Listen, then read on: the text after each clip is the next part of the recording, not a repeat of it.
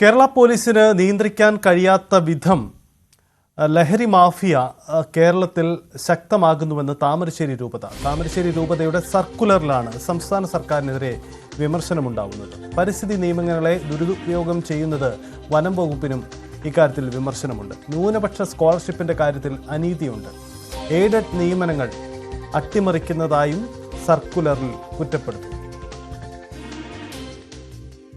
എം.എസ്. അനീഷ് കുമാർ തന്നെ ചേരുന്നു. അനീഷ്, എന്താണ് താമരശ്ശേരി രൂപതയുടെ കടുത്ത വിമർശനം?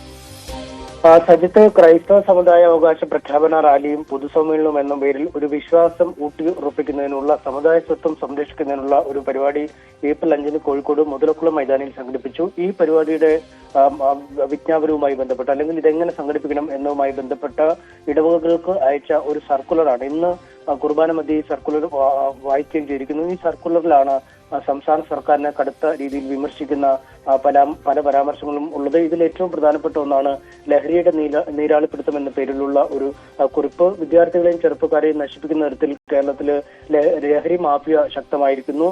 മദ്യം നിരോധിച്ചാൽ മയക്കുമരുന്ന് വ്യാപിക്കും എന്ന പൊള്ളയായ സർക്കാർ വാദങ്ങളെ തള്ളിക്കളയാൻ പ്രേരിപ്പിക്കുന്ന വിധത്തിലാണ് ഇപ്പോൾ രാസലഹരി കേരളത്തിൽ വ്യാപകമാവുന്നത്. കേരളത്തിലെ പോലീസ് സംവിധാനത്തിന് പോലും നിയന്ത്രിക്കാൻ കഴിയാത്ത വിധം ലഹരി മാഫിയ കേരളത്തെ കീഴടക്കിയിരിക്കുന്നുവെന്ന് സഭ കുറ്റപ്പെടുത്തുന്നു. ഒപ്പം ഈ കാർഷിക മേഖലയിലും വനമേഖലയുമായി ബന്ധപ്പെട്ടൊക്കെ വലിയ പ്രതിസന്ധിയാണ് അനുഭവിക്കുന്നത്. വന്യജീവി ആക്രമണം കഥയായി മാറുന്നു. നഷ്ടപരിഹാരം നൽകുന്നതിനപ്പുറം മറ്റു ഒരു തരത്തിലും ഈ വന്യമൃഗങ്ങളുടെ വരവ് കൃഷിയിടങ്ങളിലേക്കുള്ളത് തടയാൻ അല്ലെങ്കിൽ ജനവാസ കേന്ദ്രങ്ങളിലേക്ക് വരുന്നത് തടയാൻ വനംവകുപ്പിന് കഴിയുന്നില്ല.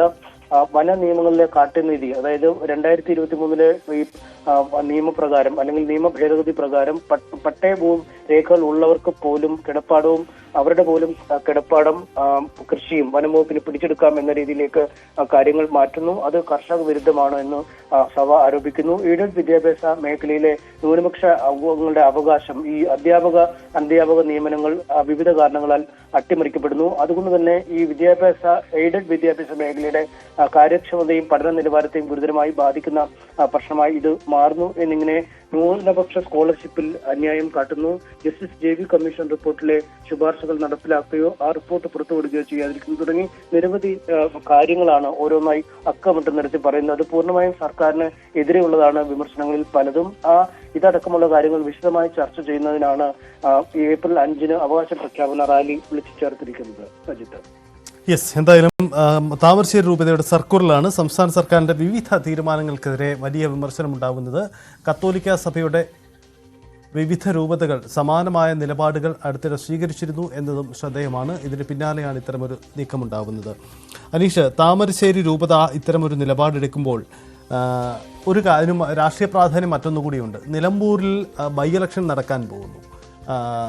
താമരശ്ശേരി രൂപതയെപ്പോലെ ആ മേഖലയിൽ സ്വാധീനമുള്ള സഭാ നേതൃത്വമൊക്കെ അത്തരമൊരു നിലപാടെടുക്കുമ്പോൾ അതിന് രാഷ്ട്രീയ പ്രാധാന്യം കൂടുതലായി കൈവരികയാണ്. മറ്റൊന്നുകൂടിയുള്ളത് മലയോര മേഖലയിലാണ്. പ്രത്യേകിച്ച് മലയോര മേഖലകളിലെ കത്തോലിക്ക വിഭാഗങ്ങളെ പ്രതിനിധാനം ചെയ്യുന്ന രൂപതകൾ, താമരശ്ശേരി രൂപതയാവട്ടെ, തലശ്ശേരി രൂപതയാവട്ടെ, തലശ്ശേരി അതിരൂപതയാവട്ടെ, ഇപ്പോൾ കോതമംഗലം രൂപതയാവട്ടെ, ഇവരൊക്കെ വനം വകുപ്പിനെതിരെ നിലപാടെടുത്തുകൊണ്ട് സ്വാഭാവികമായും സർക്കാരിനെതിരായ പ്രതിഷേധമായി അത് മാറുക കൂടിയുണ്ട്. ഈ രീതിയിൽ കൂടി ഈ താമരശ്ശേരി രൂപതയുടെ സർക്കുലറിനെ കാണേണ്ടി വരുന്നില്ലേ? മുമ്പും സമാനമായ ശക്തമായ പ്രതിഷേധങ്ങൾ അവരിൽ നിന്നുണ്ടായിട്ടില്ലേ? തീർച്ചയായും അത്തരം രാഷ്ട്രീയ കാരണങ്ങൾ കൂടി ഇതിന് പിന്നിലുണ്ട് എന്നത് വ്യക്തമാണ്. കാരണം ഈ പതിവില്ലാത്ത അല്ലെങ്കിൽ സ്ഥിരമായി നടത്താത്ത ഒരു പരിപാടി എന്ന രീതിയിൽ തന്നെയാണ് ഈ അവകാശ പ്രഖ്യാപന റാലി. അതിൽ തന്നെ പ്രത്യേകമായി പറയുന്നുണ്ട്, ഈ ക്രൈസ്തവ സഭയുടെ അസ്തിത്വം നിലനിർത്തുക എന്ന വിപുലമായ ലക്ഷ്യത്തോടു കൂടിയാണ് ഇത്തരം കാര്യങ്ങൾ സംഘടിപ്പിക്കുന്നത്. അടുത്ത കാലത്തായി ആളുകൾ വിശ്വാസത്തിലുള്ള ബന്ധം കുറയുന്നു, അല്ലെങ്കിൽ സഭയ്ക്കെതിരായ നിരന്തര വിമർശനങ്ങൾ ഉയരുന്നു. ഈ രാഷ്ട്രീയ നേതൃത്വങ്ങൾ കാര്യമായി പരിഗണിക്കാതിരിക്കുന്നു. ഇത്തരം കാര്യങ്ങളൊക്കെ ഉള്ള ഒരു സാഹചര്യമുണ്ട്. അതുകൊണ്ട് ഓരോ കാര്യവും അക്കമിട്ട് നിരത്തിയാണ് ഈ സർക്കുലർ തയ്യാറാക്കിയിരിക്കുന്നത്. ഈ ജസ്റ്റിസ് JV കമ്മീഷൻ റിപ്പോർട്ട്, ന്യൂനപക്ഷ സ്കോളർഷിപ്പിലെ അനീതി, സംവരണത്തിലെ അനീതി, വന നിയമങ്ങളിലെ കാട്ടുനീതി, പരിസ്ഥിതി നിയമങ്ങളുടെ ദുരുപയോഗം, വന്യജീവി ആക്രമണം, കാർഷിക മേഖലയിലെ പ്രതിസന്ധികൾ, എയ്ഡഡ് വിദ്യാഭ്യാസ മേഖലയിലെ പ്രതിസന്ധി, ലഹരിയുടെ നീരാളിപ്പിടുത്തം, ഇങ്ങനെ ഓരോന്നോരോന്നായി അക്കമിട്ട് നിരത്തിയാണ്. അതിൽ ഏറിയ പങ്കും 90% കാര്യങ്ങളും സർക്കാരിനെതിരെ വരുന്നത് തന്നെയാണ്. അതുതന്നെയാണ് ഏറ്റവും പ്രധാനമായ കാര്യം. നമുക്കറിയാം, ഏറ്റവും ഒടുവിൽ ഈ താമരശ്ശേരി രൂപതയുടെ കീഴിലുള്ള സ്കൂളിൽ ജോലി ചെയ്തിരുന്ന അധ്യാപിക മരിക്കുന്നതടക്കം, ആത്മഹത്യ ചെയ്യുന്ന അടക്കമുള്ള കാര്യങ്ങളിൽ സഭയ്ക്കെതിരെ വലിയ രൂക്ഷമായ വിമർശനങ്ങൾ ഉയർന്നിരുന്നു.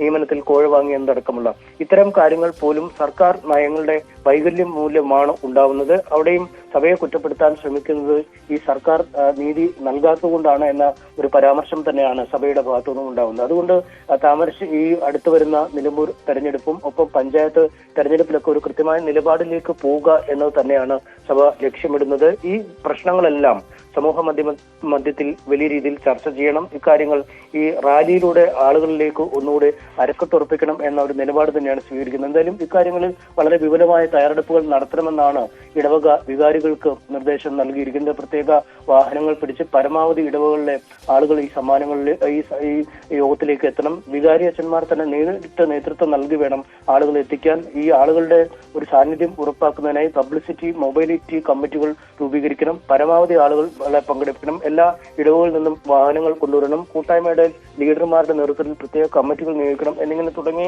ഈ സമീപകാലത്തൊന്നും ഇത്ര വലിയ തയ്യാറെടുപ്പുകളോടുകൂടി ഒരു ക്യാമ്പയിനിലേക്ക് അല്ലെങ്കിൽ ഒരു റാലിയിലേക്ക് ഈ സമുദായം അല്ലെങ്കിൽ ക്രൈസ്തവ സഭ നീങ്ങിയിട്ടില്ല. അതുകൊണ്ട് എല്ലാ മേഖലയിലെയും ആളുകൾ ഏകോപിപ്പിച്ചുകൊണ്ട് ഒരു കൃത്യമായ രാഷ്ട്രീയ നീക്കത്തിന് തന്നെയാണ് ആ സഭ ഒരുങ്ങുന്നത്. കഴിഞ്ഞകാല ഇടതു സർക്കാരിന്റെ കാലത്തും താമരശ്ശേരി രൂപതയുമായുള്ള നേരിട്ടുള്ള ഏറ്റുമുട്ടൽ നടന്നിട്ടുണ്ട്. പല വിവാദ പരാമർശങ്ങളും ഇടതു നേതാക്കളിൽ നിന്നുണ്ടാവുകയും സഭാ നേതൃത്വത്തിൽ നിന്ന് തിരികെയും ഉണ്ടായ സാഹചര്യങ്ങൾ നമ്മൾ കണ്ടിട്ടുള്ളത് എന്നാണ്. എന്തായാലും ഇപ്പോൾ പുറത്തു വരുന്ന സർക്കുലറിൽ ശക്തമായ വിമർശനങ്ങളുണ്ട്. അടുത്തിടെ താമരശ്ശേരി രൂപതയെ പ്രതിസന്ധിയിലാക്കിയ സ്കൂൾ അധ്യാപിക നിയമന വിവാദത്തിലടക്കം സർക്കാരിന് തിരിച്ച് ആരോപണം ഉന്നയിച്ചുകൊണ്ടുള്ള നീക്കം ഈ സർക്കുലറിലൂടെ ഉണ്ടാകുന്നു എന്നതാണ് പ്രധാനപ്പെട്ട കാര്യം. നാടിന്റെ എല്ലാ മുക്കിലും മൂലയിലും ലഹരി മാഫിയകൾ സ്ഥാനമുറപ്പിച്ചു കഴിഞ്ഞു. കേവലം 18 വയസ്സിന് താഴെ പ്രായമുള്ളവരുടെ കുട്ടിഗുണ്ടാ സംഘങ്ങൾ ലഹരിക്ക് അടിമപ്പെട്ട് ചേരിതിരിഞ്ഞുള്ള അക്രമങ്ങൾ ഇവിടെ നടമാടുമ്പോഴും അധികാരികളുടെ കണ്ണുകൾ അടഞ്ഞു തന്നെയിരിക്കുന്നു. കേരളത്തിൽ അതിവേഗം വളർന്നു വരുന്ന മദ്യരാസ ലഹരി മാഫിയയെ അമർച്ച ചെയ്യുവാൻ എല്ലാവർക്കും ബാധ്യതയുണ്ട്. സർക്കാർ വിവിധ പദ്ധതികൾ നടപ്പിലാക്കാൻ ശ്രമിക്കുന്നുവെങ്കിലും ഒന്നും ഫലം കാണുന്നില്ല. ഒന്നാമതായി രാസലഹരിയുടെ ദോഷഫലങ്ങൾ പാഠ്യപദ്ധതിയിൽ ഉൾപ്പെടുത്തണം. 5ാം ക്ലാസ് മുതൽ കോളേജ് തലം വരെയുള്ള ക്ലാസുകളിൽ മദ്യരാസലഹരിയുടെ തിക്തഫലങ്ങൾ വിശദമായി പഠിപ്പിക്കണം. സംസ്ഥാന അതിർത്തികളിലും റെയിൽവേ സ്റ്റേഷനുകളിലും ബസ് സ്റ്റാൻഡുകളിലും നിരീക്ഷണം ശക്തമാക്കണം. കേരളത്തിലേക്ക് തൊഴിൽ തേടി പുറത്തുനിന്ന് വരുന്നവരെ സമ്പൂർണ്ണ പരിശോധനയ്ക്ക് വിധേയമാക്കണം. നമ്മുടെ മതബോധന ക്ലാസുകളിൽ ഈ വിഷയം ഗൗരവമായി പഠിപ്പിക്കണം. കേരള ഹൈക്കോടതിയുടെ അഭിപ്രായത്തിൽ യുവതലമുറയെയും പൊതുജനങ്ങളുടെ ആരോഗ്യത്തെയും തകർക്കുന്ന ആഗോള പകർച്ചവ്യാധിയാണ് മദ്യവും രാസലഹരികളും. നാടിന്റെ സാമ്പത്തിക സ്ഥിരതയെയും അതിന്റെ ബഹുവിധ സംവിധാനങ്ങളെയും ഇത് നശിപ്പിക്കുന്നു. മദ്യലഹരിയുടെ വിപണനത്തിനും ഉപയോഗത്തിനും ശാശ്വത പരിഹാരം കാണുവാൻ സഭയ്ക്കും സഭയിലെ എല്ലാ വിശ്വാസികൾക്കും കടമയുണ്ട്. മാരകമായ ഈ വിപത്ത് സംബന്ധിച്ച് വിശ്വാസികൾ ബോധ്യമുള്ളവരാകണം. കൂട്ടായ പ്രാർത്ഥനകളും ബോധവൽക്കരണവും മദ്യവിരുദ്ധ പ്രവർത്തനങ്ങളും ഇടവകകളിലും കുടുംബങ്ങളിലും നടത്തപ്പെടണം.